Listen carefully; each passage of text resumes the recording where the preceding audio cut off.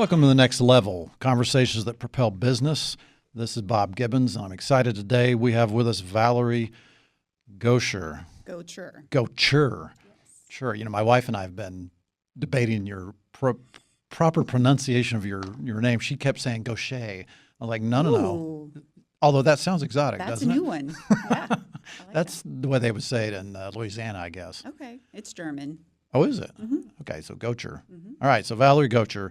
And Valerie is the founder of BIND, which is the Brain Injury Network of Dallas. And so folks that have had injuries, strokes, et cetera, and have no longer, they have some brain injury and some sort of physical limitations as a result of that, they have created a place, she has created a place where they can come and be with other folks that have similar situations. And it's actually called a Clubhouse concept, and we'll talk a lot more about what that is, but welcome to the show, Valerie. Glad to have you here today. Thank you. I appreciate it. So what is your connection to people with brain injuries? Why is this a passion for you? Well, I am trained. I have a degree in speech pathology. Sorry. Closer. Yeah, grab closer. Danny's waving at me frantically. Okay. All right. We'll adjust. I've never been told that I'm too quiet, so surprise. I'm a speech pathologist by training, and I got into the field and became interested in treating patients with acquired brain injury in college and then carried that on. I worked in a few different hospital settings and rehabilitation settings, and that was just kind of my niche.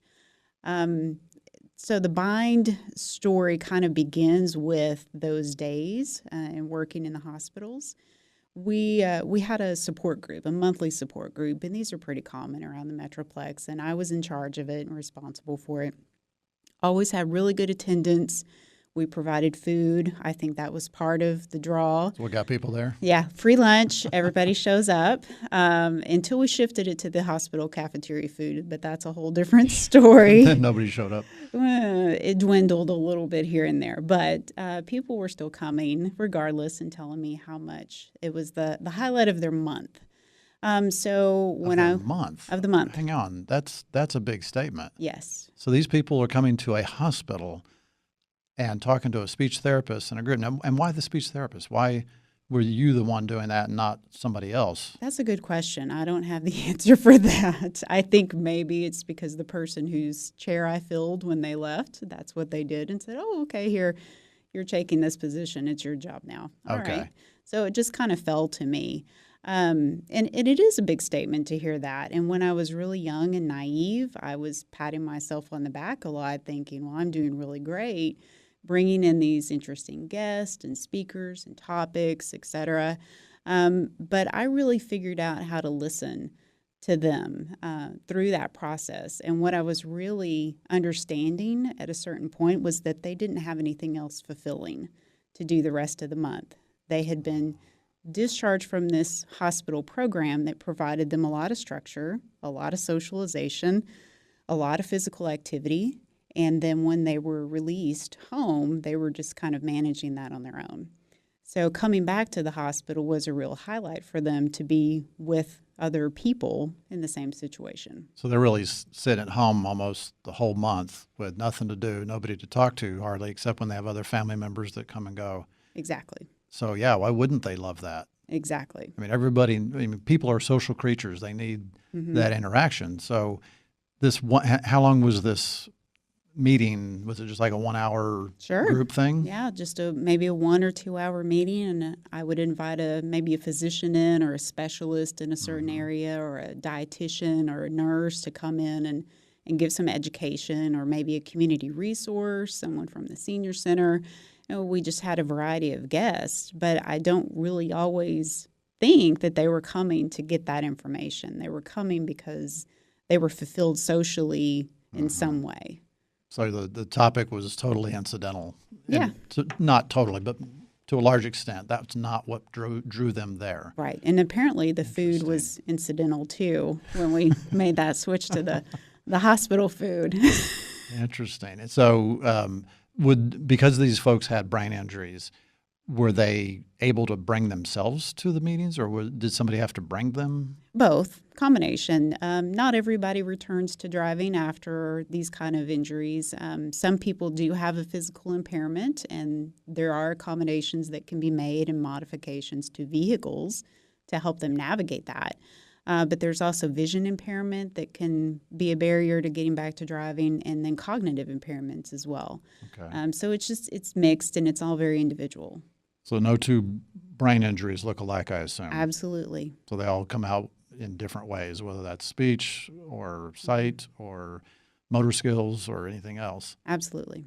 Interesting. So how long did you do these sessions for the folks before you decided something else needed to be done? Well, I ran these support groups in 2 different hospitals that I worked at. So combined, probably about 6 or 7 years. And the turning point for me to do something about this really came kind of accidentally as well.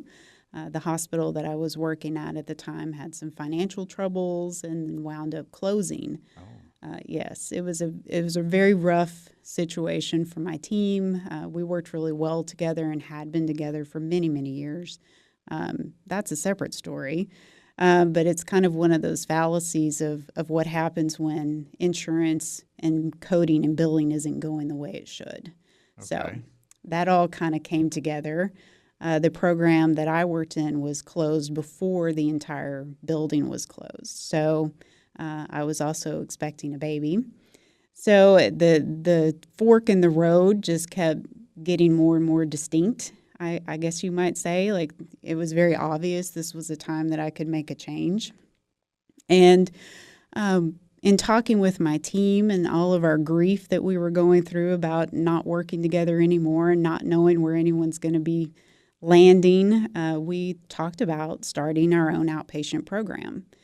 We also talked about, with one particular friend of mine, about opening a gym for people with disabilities. So we had a lot of ideas, and we really wanted to stay linked together, and we knew we could do more for this population. Interesting.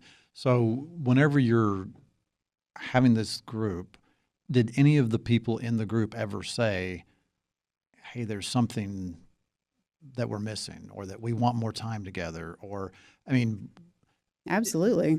So you heard that a lot. So you knew that there was the need. Yes, absolutely. There was the need as well for people reintegrating back into employment after rehabilitation, because as skilled therapists in the medical side of the world in this field of neurological rehab, we were limited and we were bound by what we could do and the services we could really legitimately bill for.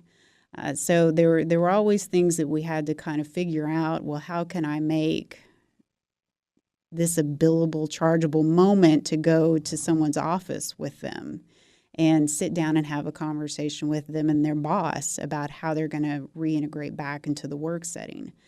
So, we had to be careful and we had to be creative at the same time. So, there was a lot of that we were aware of, that we weren't doing a very good job of getting people back to employment. We were doing what I think we could do, but we were really strapped as far as that particular resource goes. Yeah. So it was the goal to get people back to employment, or was the goal to just get them back to being able to have fully functioning bodies? Or, I mean, in this situation, how do you define success? Oh, that's a really good question. And I think that's very individual. It wasn't up to us. Ultimately, it was really up to that patient and that person and what fit for their family. And you said no two brain injuries are alike, and that's very true. Well, no two set of circumstances among our patients were alike either. Things things get complicated when you start talking about Social Security disability or long-term disability from your company, or whether or not your spouse can take up that lag in your bills, whether or not you have kids at home or in college. There's just layers and layers and layers of things that complicate the financial landscape for people. Yeah, I got to believe this is a very, very complicated thing, because you're right. I mean, you got the need for the individual who's been injured. You've got the needs of the family. You got income issues. You got health I mean, it affects every single piece of life. Absolutely. Absolutely. So work isn't always the answer for everybody. I think a lot of times when people start the rehabilitation journey, that is the only thing they're thinking about. That and driving, speaking of driving, that's a strong link to our independence, is our ability to drive and be mobile in the community. So, then maybe they're in rehab for a year or they're in rehab for 2 years. And that's a really long amount of time to be working to get back to independence. So, kind of long story short, I think, is that everybody's success picture in the end of this process is going to be different. So whenever this hospital that you've been working with goes away and your program gets cut, your friends, your other co-workers, colleagues are trying to decide what do we do next, and can we do this on our own? How many people were involved in that conversation? Well, at least 3 or 4 of them who ultimately served on the first board of directors for Bind. Oh. So we were definitely linked together for the next couple of years and seeing the program really grow roots. And they were really key people in helping to convince others that this is really what we need, and we found the solution. And of course, we still stay in touch. We're all very close friends. Many of them have kind of wound up working actually together again in the same building for many of them. So that's a really exciting thing to see, that we've maintained these relationships with each other. Very nice. I mean, I love the fact that people that work together enjoy what they're doing that much and then want to find a way to perpetuate that. It sounds like it was partially, but definitely for the purpose of helping the patient, but also they just liked working together. So Absolutely. It's kind of a cool thing. All right, we're going to take a quick break. We will be right back talking to Valerie Gotcher at Bind. We are back, and we are talking to Valerie Gotcher of the Brain Injury Network of Dallas, and you can find them online at thebind.org, just B-I-N-D, thebind.org. Why not just bind.org? I don't know. Maybe, Okay. Maybe that domain wasn't available, actually. Okay. That's probably how that happened with thebind.org. So you guys were talking about what you're going to do next after your employment ended. And you realized and recognized that your patients were asking for more time together and they needed social outlets. So how did the conversations go in trying to create what Bind became? Well, I know that I met with my friends a time or two at a Starbucks, and there's always these great success stories that start at Starbucks. But it's easy to find, and everybody loves coffee. It's America's conference room. Yes, absolutely, absolutely. So we had a couple of those meetings. I actually was put on bed rest, unfortunately, for a while. So I know I had my friends come over to the house a time or two. And I remember being laid up on the couch and using my giant belly as a prop for my laptop. So I have those memories and that recollection. But we were just having conversation at that point, and we were really supporting each other through a hard time. But ultimately, what happened is I went to a conference at the Rehab Institute of Chicago the following year. So I had a little baby at home and left town to go to this conference, and got some mommy R&R at the same time, so all was good. But the topic of this particular conference was on community reintegration after traumatic brain injury, and I was like, oh, that's my thing. I got to go to this. I can't miss it. And there was a woman on the panel in one particular piece of the conference named Deborah, and she starts talking about the Midwest Brain Injury Clubhouse, which is in Chicago. And I remember thinking, that's it. That's the answer. That is exactly what we need. That's what we've been looking for. And the answer of the gym wasn't going to cover the psychosocial, the reentry and back to work. If we just did reentry back to work or cognitive or speech, continued therapy, that wasn't going to cover the physical needs. So a clubhouse can be more flexible in thinking about the whole person. And So she spoke in the panel. I'm sure I asked a few questions, and then I moved my seat afterwards and went and sat by her and pestered her for the next day or two and said, I need to know everything there is to know about this. This is what we've been looking for. So that was in the spring of 2011, if I'm remembering right. And by September or October of that same year, Bind was incorporated in the state. And then Nice. a few months later, we got our tax exempt status because, of course, that takes 6 or 7 months to Yes. get back from the IRS. But that conference and having that interaction with her is really what set the course for Bind's beginning. Interesting. So was that the first clubhouse you'd ever heard of for Yes. this kind of purpose? Yes. And was it the only one in the nation, or were there others? No, there are others. They're primarily clustered in the Northeast. There's several in Virginia and Pennsylvania and Florida. Deborah's actually started another one since that time that I understand. There's one in Georgia and a couple in Canada. And the movement apparently just maybe hadn't spread all the way to where I could hear and know about this to Texas. But even today, we're still the farthest west brain injury clubhouse that there is in the States. Interesting. So Clubhouse has a certain connotation to it, or an image maybe. When I think of Clubhouse, I go back to when I was 10, 12 years old, and it was basically just like a tree fort almost, tree house.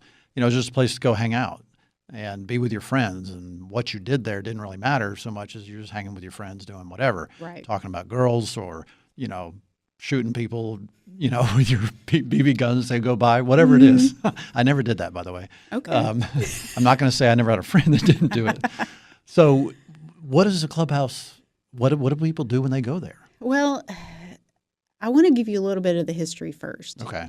Because that word clubhouse has stuck around for a really long time, even though it does make people, I feel, maybe a little bit uncomfortable because they have a certain image. Oh, heck no. I want to go back. Are you kidding me? Well, I've heard that. I've heard the treehouse analogy or comparison, and then also the golf clubhouse. Like, oh, we're going to go play golf today and have lunch at the clubhouse. I've heard a few different things, but it has a really significant historical meaning, I guess, or roots, I guess you might say.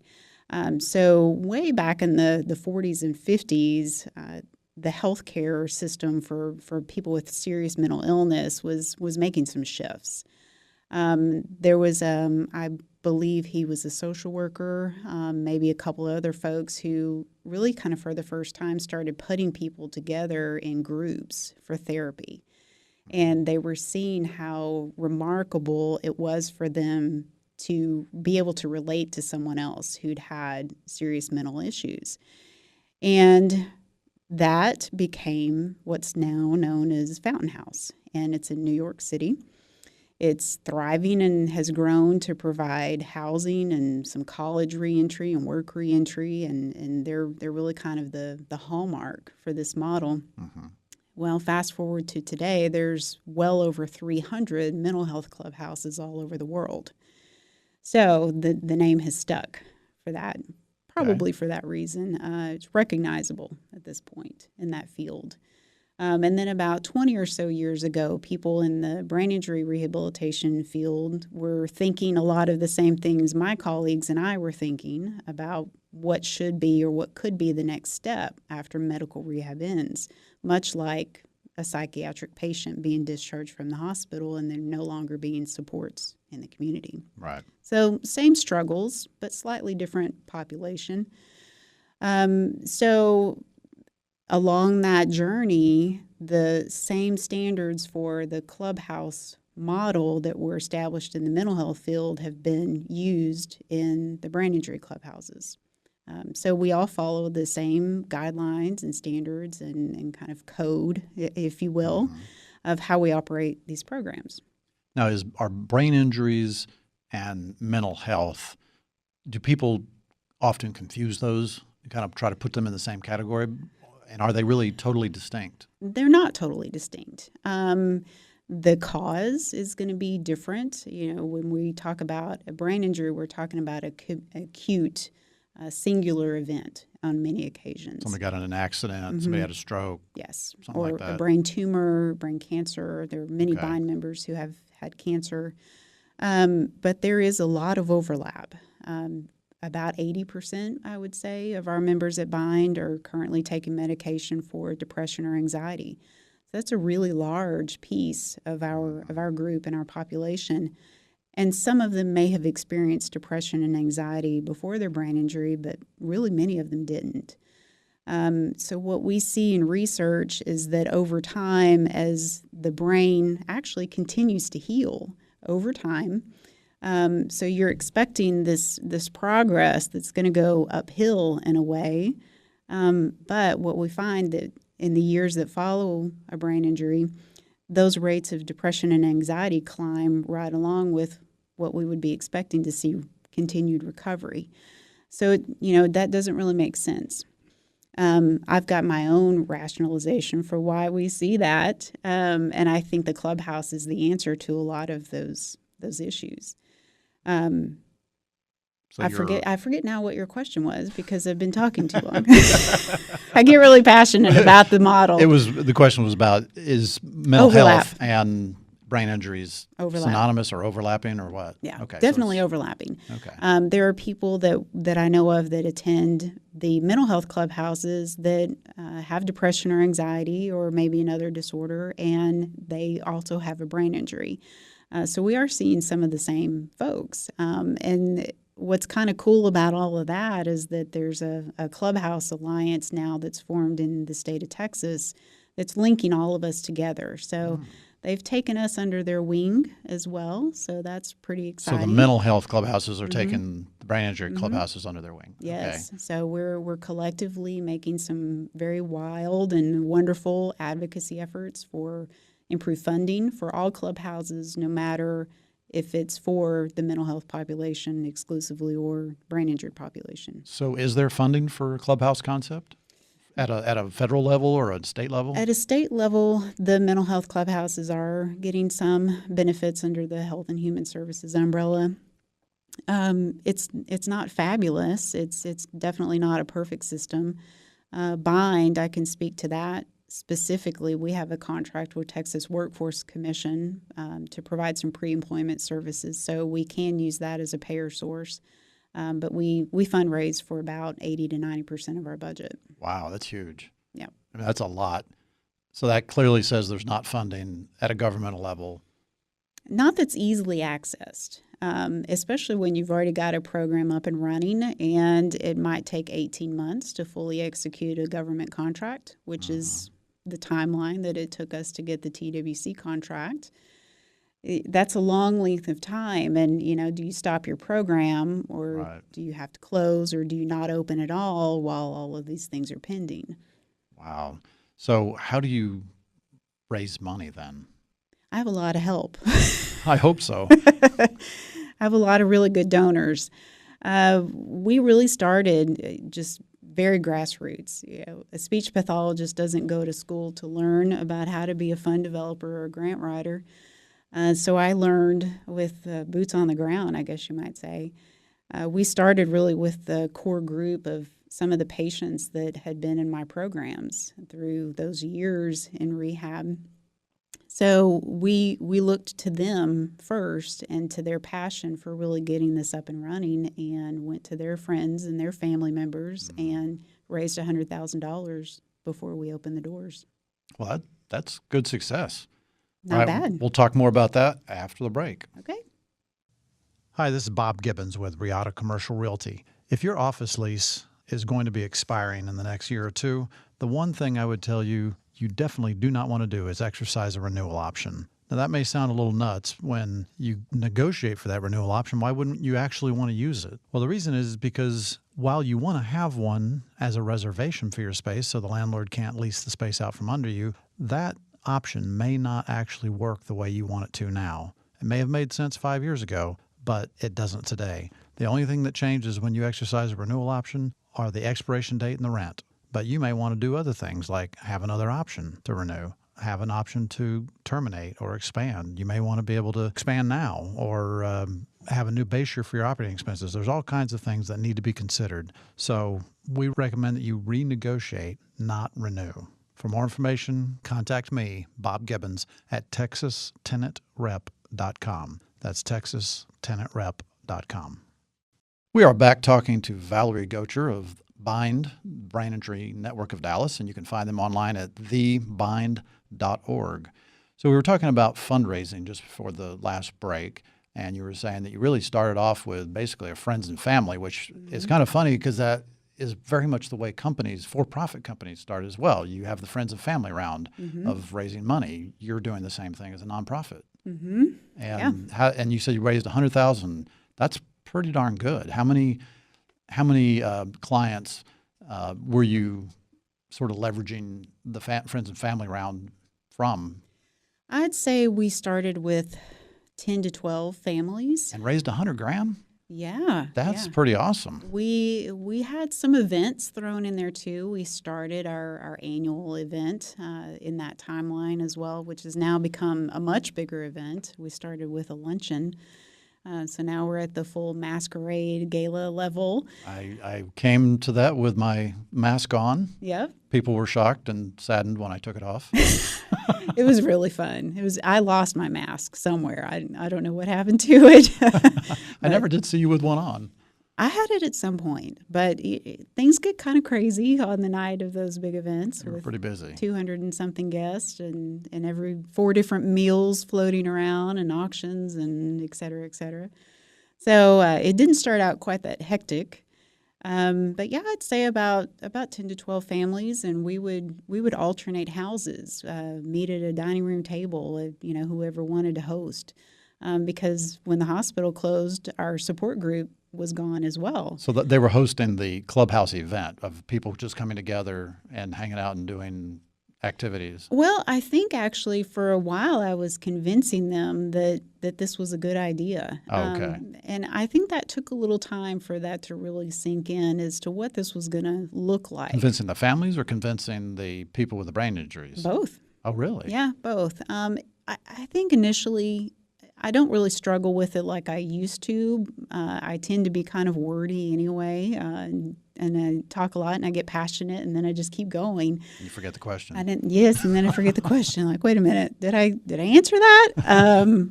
Take me back just a little bit. But I get excited and I get passionate. And I was still learning about the Clubhouse model too, and it was a difficult thing to explain. I think sometimes it was easier to say what it wasn't going to be than what it was. It's not medical rehab. It's not speech therapy. It's not physical therapy. And that was a really hard concept for some of the patients to grasp initially because that was the picture and the experience that they could relate to. Why am I coming? Right. Why are they coming? Exactly. They're coming for purpose and a sense of control over their day, and to have that resolve that's sitting at home and not being productive and having meaning in their day-to-day life is just not good enough. So what is it that they do when they come to Bind? That's a good question. They run the program. Okay, but what's the program? It's pretty amazing. It's whatever they want it to be, really. I feel like I'm going in circles. Yeah, I know. I'll take you back a little bit. We do have staff and we have interns and we have volunteers who, many of them have a skilled therapy background, but they really see where functional day-to-day living needs to be part of the rehabilitation process. So that's what Bind is. It is an office. It's an organization. It just happens to be run by the members who attend. So they answer the phones. They have work units. They clean the building. They have their own accounts and events and RSVPs that they manage. And I'm gradually giving things and taking things off my plate and giving to them. So they have this really strong sense of ownership of what happens day to day. If they want a walking group 3 days a week and that's what they do, then great. Okay, we'll come out and we'll walk with you. But the whole idea is really centered around being able to show up and say, here's what I want to do today. this is my strength and I want to work towards that, or this is what I'm not quite great at yet or I struggle with, so maybe you can help me with this here. But they have the ability to control and make those decisions. The medical model is very different in a large respect. So, quite the opposite. What I was doing as a speech therapist is if you came to me for help and services, I'm going to give you an evaluation and I'm going to tell you where you're weak. And then I'm going to make up some things to help you not be so weak in those areas anymore. But a Clubhouse is very strengths-based driven. So they're there to do what they want to do, what they feel good about. And at the end of the day, they can go home and have dinner with their family and say, here's what I did today while you were at work or while you were at school, and I felt good about it. So it's sort of the strength finders. I love that because instead of trying to create create a proficiency in me to do something that I'm just not naturally adept or skilled or whatever to do, let's focus on what I am good at and what I like doing. So that's the whole strength finders model, which I really like that. And some people are doing things that maybe their profession or their training and their career before their brain injury, it may look totally different to them now. So when I left today, they were preparing lunch, and one of the gentlemen who's a member of ours, he loves to get in there and he makes homemade bread or desserts for everybody. And he had already gotten started with all of that. Well, his career was in environmental education. He was a city planner. Oh. So you might not expect him to show up and come in the kitchen and be willing to get his hands dirty all day, but that's really what he wants to do there. Right. Something that was really interesting and profound and succinct that was said to me the other day about what Clubhouse Model is all about for its members is a woman who has been at the San Antonio Clubhouse for quite a while and is now very actively engaged in the Texas Clubhouse Coalition. When she joined their board of directors, she just very simply said to them, when I came to the Clubhouse, I was coming to help me. But what I found is that I am healing by helping others. So we're very teamwork oriented and strengths. When I've been to your organization, to your location, and I've been there a few times. Every time I've been there, it appears that there's a group working on something together. Whether it's, as I just passed coming to see you, there's it appears like they're doing something to do with crafts, or I can't really tell what it is exactly, but they seem very focused, and yet they're laughing, they're joking with each other, and yet they are all collectively working on something at the same time. Absolutely. It's one thing to go home and make some arts and crafts and do that on your own and be isolated in that. And I think many people have fulfilled lives in doing those things. But these are folks that never planned on that. These are a lot of working professionals, quite honestly, who the course of their life didn't include going home and reaping the benefits of disability, however you quantify what those benefits truly are. Teamwork is a very, very strong piece of our program. We all honor each other for who you are and where you're at that day. Staff and volunteers included. We want you to bring your whole true self to bind. So it kind of becomes a very familial type of culture. So let's bring this back around to the fundraising again, because in fundraising, people want to fundraise and give money for something that they can see very tangibly, that they can very clearly see what's happening and how it's happening, and they can explain it to somebody. In the difficulty of trying to define what is a clubhouse, that's got to make it difficult to raise money for that or to write a grant for. Yes and no, but we have very, very stable and consistent outcomes. I like numbers, and I'm still a measurement-minded person from all those days of tracking goals and giving percentages and setting new goals and new percentages, et cetera, et cetera.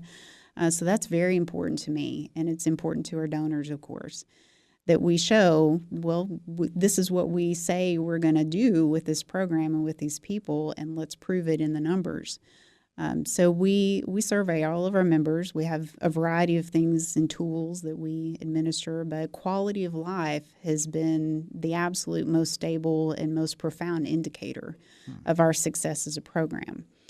So we see that at least 75%, we hover right around that, 74 to 76. It's remarkable how close we always are to this number of our members report either stable or improved quality of life after being in our program for at least 6 months. So we're really proud of that. We're also looking at other things like the impact of physical activity and the wellness activities that we provide and support within the program, and maybe how that might impact hospitalization down the road or risk of falls, because we want to prevent them from developing a secondary health complication and winding up back in the medical system and kind of starting all over again.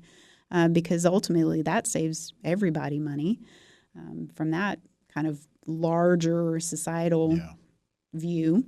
And then we also have, I'd say about half of the members at this point who have elected to leave the program have done so to go back to work.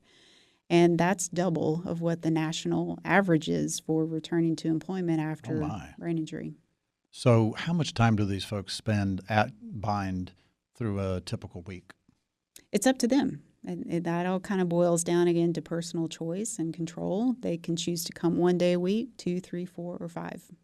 So it's available all day, every day, every weekday? Mm-hmm. Okay. Yeah. Wow, because whenever I first met you, it was only open 2 days a week, I want to say? Probably 3 at that 3? point. Okay. And we've had pretty rapid growth since that first $100,000 in our little tiny office space where we started. We were open 1 day a week the first year. It was 8 members and me, and an intern usually, or a volunteer of some sort. Then we grew from the 1 day a week program to 3 days a week with about 20 members. And then at the point where we had 60 people on our waiting list, I got a substantial grant to support our capacity. And then we went to 5 days a week, and now we have over 50 members. Nice. That's exciting. All right, we're going to take a last break, and we'll be right back. Okay, we are back talking to Valerie Gotcher at the Brain Injury Network of Dallas. Please go to thebrain.org. Sorry, I've just totally botched that. The Bind. It's about brains, but it's Bind, B-I-N-D, thebind.org. So we were talking a bit about fundraising and doing that within the context of something that's not as easily definable as some people might like. What is your biggest challenge with raising money? Wow.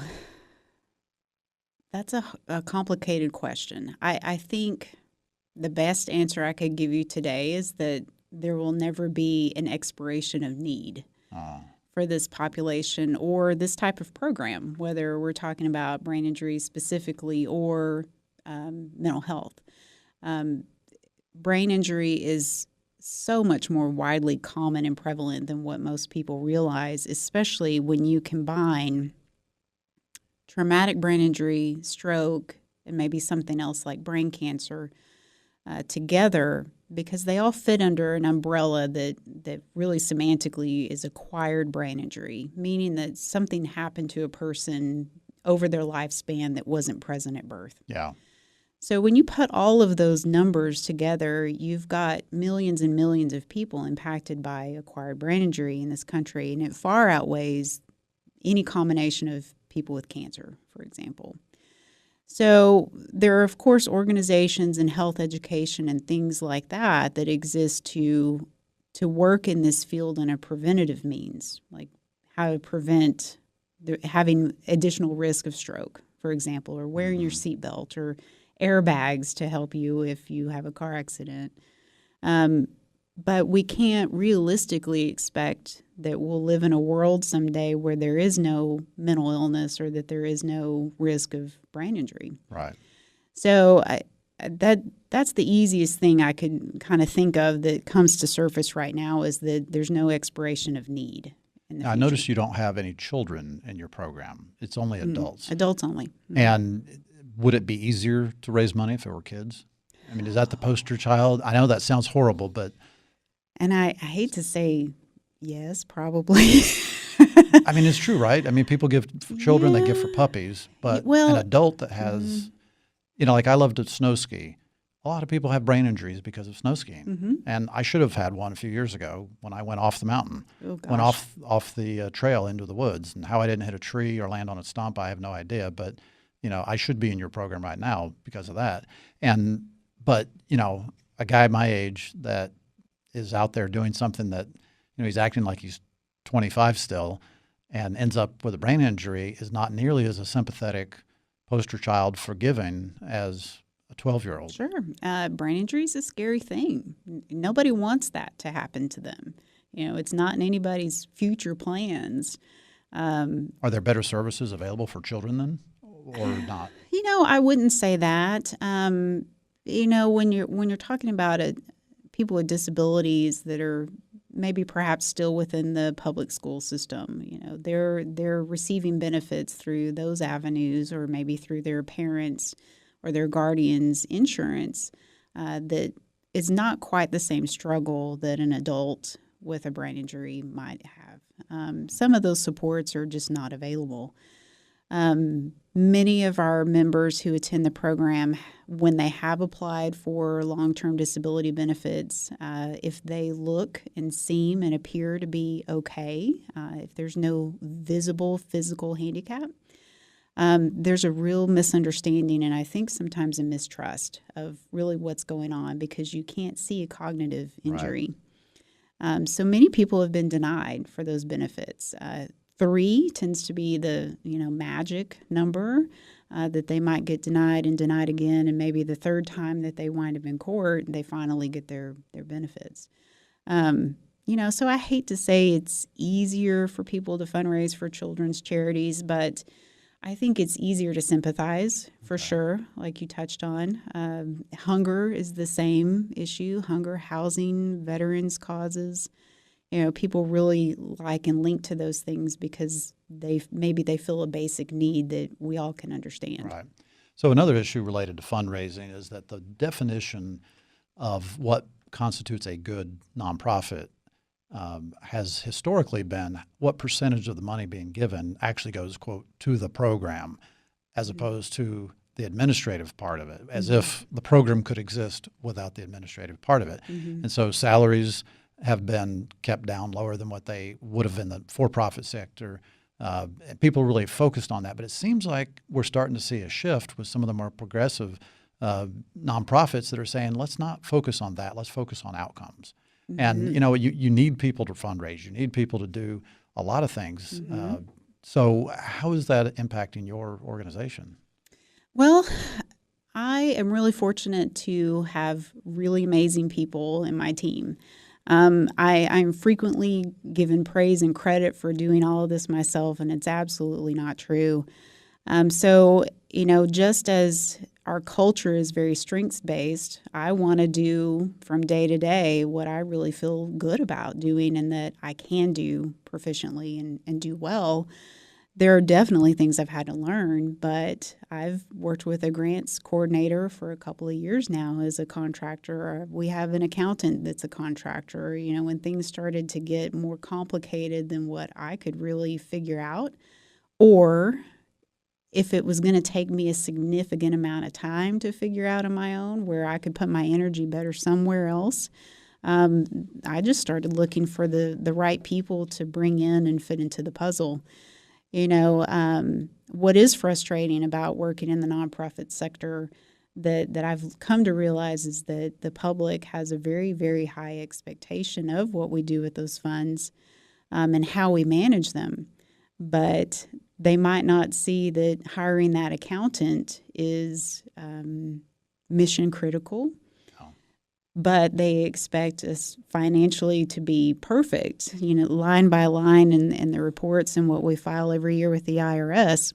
So it's a much better investment to have someone who's a professional do it that doesn't work at Bind. So, sometimes I think it's a hard sell for people.